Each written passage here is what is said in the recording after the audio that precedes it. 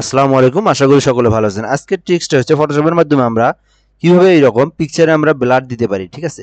Motion ব্লারটা কিভাবে আমরা simply আমরা ইউজ করতে পারি, তো এটা আমরা শেখার জন্য যে কাজটা করব, এটা আমরা প্রথমে এই পিকচারটা আমি যেখান থেকে নিয়ে আসবো, দেন আমি এখান থেকে অনলাইন থেকে আমি এই পিকচারটা নিয়ে আসলাম, এখানে কপি করলাম, দেন কন্ট্রোল এন দিয়ে ক্রিয়েট করে নিলাম, দেন কন্ট্রোল ভি দিয়ে আমি আমাদের এই পিকচারটা এখানে নিয়ে আসলাম। ওকে, দেন যে কাজটা আমি করব, প্রথমে আমি লেয়ারের বারটা নিয়ে আসবো, নিয়ে আসার পর এখান থেকে অবজেক্ট সিলেকশন টুলে আমি ক্লিক করব, আমি এটার অবজেক্ট সিলেকশন করে দেবো, ঠিক আছে?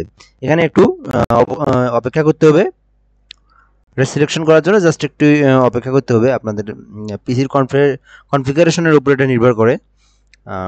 ওকে,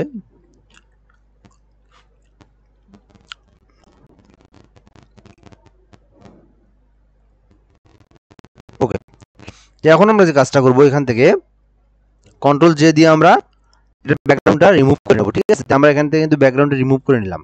ওকে, দেন যে কাজটা করব, আমরা এটা আরেকটা কপি করব, এখানে লেয়ার 2, এই লেয়ার 2টা আমরা আরেকটা কপি করব এখানে, ঠিক আছে? তো এইভাবে আমরা এখান থেকে কপি করে নিলাম।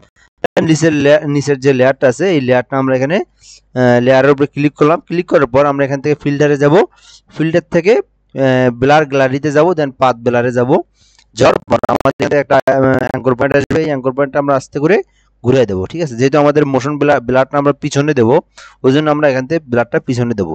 দেন দেওয়ার পর আমরা এখান থেকে ব্লার টুলে যাব, ব্লার টুলে আসার পর আমরা এখান থেকে স্পিডটা আমরা বাড়াই দেবো, দেন এখান থেকে আমরা ট্রিপারটাও হালকা বাড়াই দেবো, দেন এখান থেকে আমি যে টিকমার্কটা আছে কনফিগারেবল ব্লারটা উঠাই দেবো। দেখতে পাচ্ছেন আমাদের ব্লারটা কিন্তু সুন্দরভাবে এখানে অ্যাপ্লাই হয়ে গেছে, ঠিক আছে?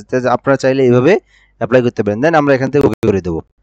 ওকে, দেখেন কত সুন্দর ব্লারটা আমরা এখান থেকে করে নিতে পারলাম, ঠিক আছে? দেন ভিডিওটা ভালো লাগলে অবশ্যই আমার চ্যানেলে সাবস্ক্রাইব করবেন, লাইক করবেন, কমেন্ট করবেন। ধন্যবাদ, আসসালামু আলাইকুম।